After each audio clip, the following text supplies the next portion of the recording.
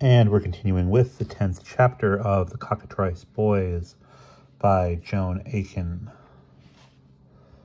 All along the train, men were preparing for battle, which everybody felt sure would take place very soon. The only uncertain factor was what particular kind of opponent would they be fighting. Trolls and Kelpies seemed probable in a region so close to the Firth of Forth. But then there were the Ochils to the north, so dark and menacing. Who knew what unknown perils might lurk among their crags, covered now in snow? Major Scanty, when consulted, had suggested that Chichivach, a kind of bony monster with horns, but fortunately this creature preferred a diet of females, which might explain the lack of them to be seen about the countryside, but made it less dangerous to the crew of the Cockatrice Bell. 2 horned bicorns were also to be expected, and chimeras, which had lions' heads, goats' bodies, and serpentine tails. "No wings, luckily," said Scanty, "so they may be picked off by the same weapons that are in use for Kelpies. But I am afraid the most likely enemy we have to expect will be Mercandolls and Gorgons." "Gorgons?" said Sergeant Bellswinger. "Then we must issue all troops with snark goggles. Luckily, we've been recharging them as we came along. Gorgons are no joke." "What do Gorgons do?" asked Corporal Nark.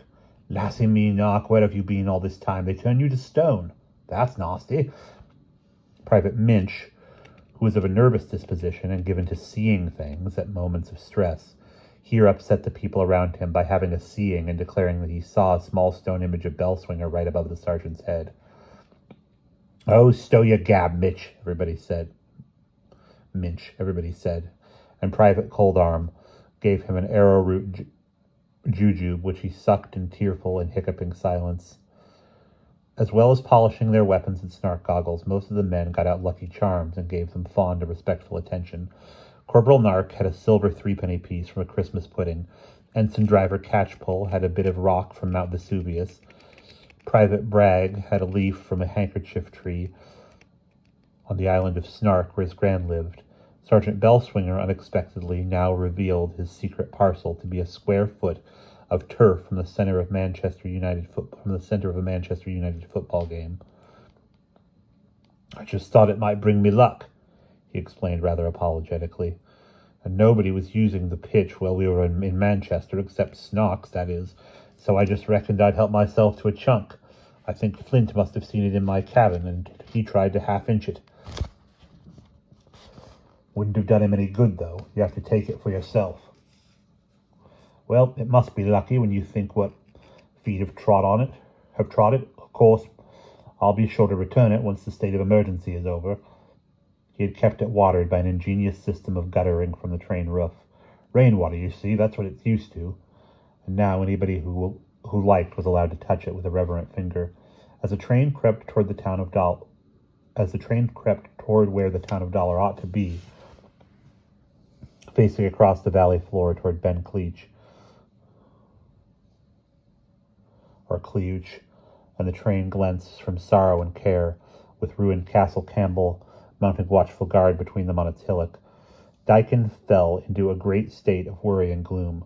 Like the rest of the men, he was tremendously keyed up, positive that a great battle was impending, perhaps the decisive battle of the campaign. If they could win this one, might not the rest of the monsters take flight for good? That was what many of the crew believed. And then the train could turn southward again, and they could all go home and start rebuilding their lives. But Aiken felt miserably uncertain. He longed to be in the thick of battle, beating his drum. But would he be allowed? Or was he still in total disgrace with the colonel? Would he be confined to the little hot room behind the engine like a naughty child? He sought comfort with Yulie in the galley, but Yulie was in a queer state, nervous and whining, and Mrs. Churt was in bad skin, because the colonel had asked her to serve out an extra ration of turnip pancakes to all the men at their battle stations, and so she was unusually busy and had no time for conversation. As well as this, her great piece of cross-stitch, now completed, hung draped over the ironing board in the galley. Every single man on the train found time to come and touch it at least once before the battle. Some touched it half a dozen times, coming back repeatedly. A very interesting example of the folklore in process of development, said Dr. Wren, who was helping Mrs. Chert with the pancakes. Do they think it will bring them luck? Well, said Mrs. Chert, they seem to. It gives them a good feeling, like it'll help them watch out and be extra nimble in the battle, I reckon.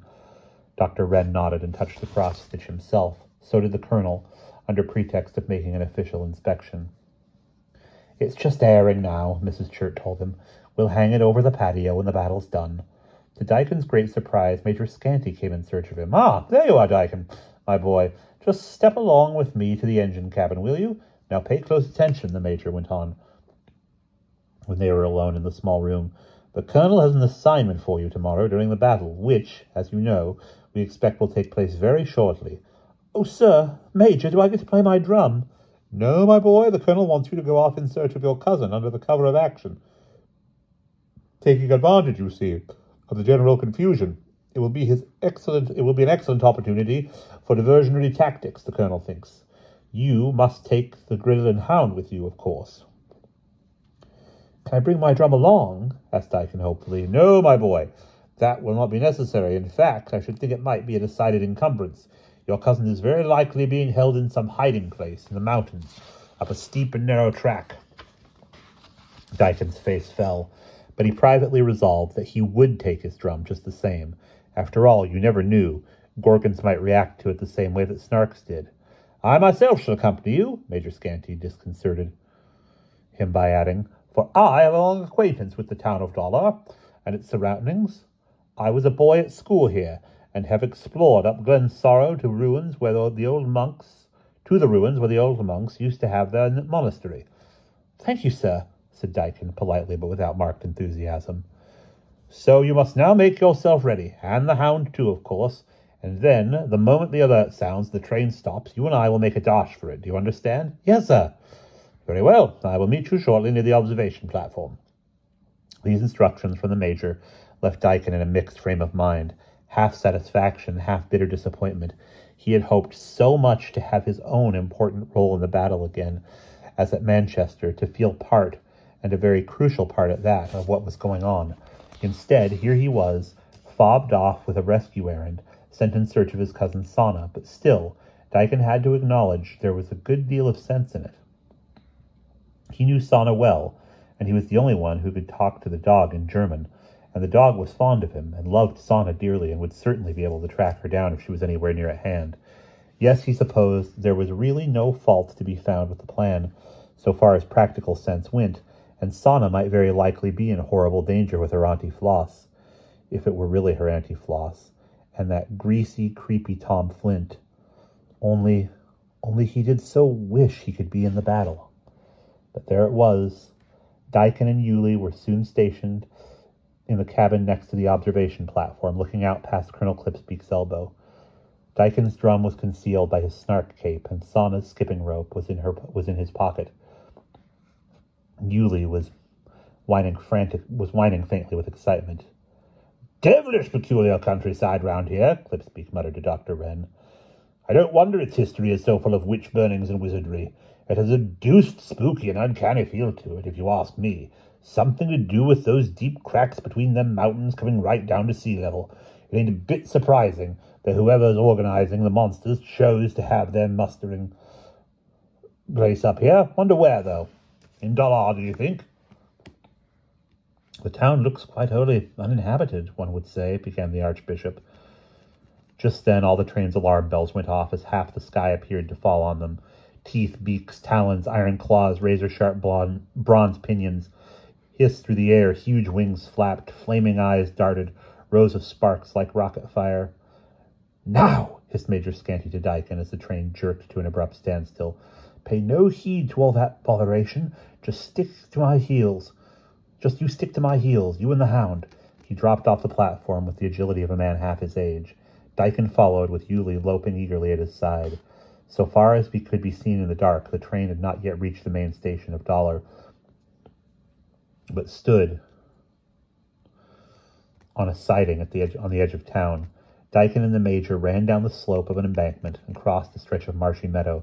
Very soon they were ascending a moderate uphill slope, with the ruined Castle Campbell sticking up like a broken fang above them on their right. Yulie, who had seemed startled and baffled for a moment or two when they first left the train, with all the noise and whispers and gunfire raging about them, now let out an eager whine and pulled ahead of Daikin, dropping his nose to the trail. "Here, boy, sniff this," said Daikin, and fetched out the skipping rope. Yulie gave a yelp of excitement.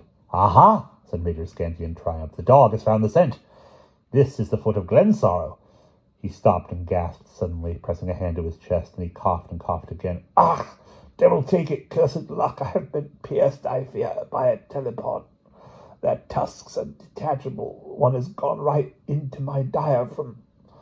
"Oh, sir!" Daikin exclaimed in horror. "Won't you... What shall I... Do you want me to pull it out?" "No, my boy. If it were pulled out, I should bleed to death on the spot. My only chance is to try to make my way back to the train. Do go on. The dog plainly thinks he knows the way." "But, sir..." "Don't stop, my boy. Don't wait. I think time may be precious. If you should find me still here on your way back, then will be the occasion." The Major coughed again and collapsed on the ground. Gulping with fright and shock, Daikin ran up the hill, his arms half pulled from their sockets by the impatient Yulie, who had his ears up, nose down on the track, tail flying out behind him in the wind of his progress. One thing, thought Daikin, at least the Major didn't have time to tell me off because I brought my drum with me. Maybe he never noticed, poor old Major. I just hope he makes it back to the train. And that is where we will pause.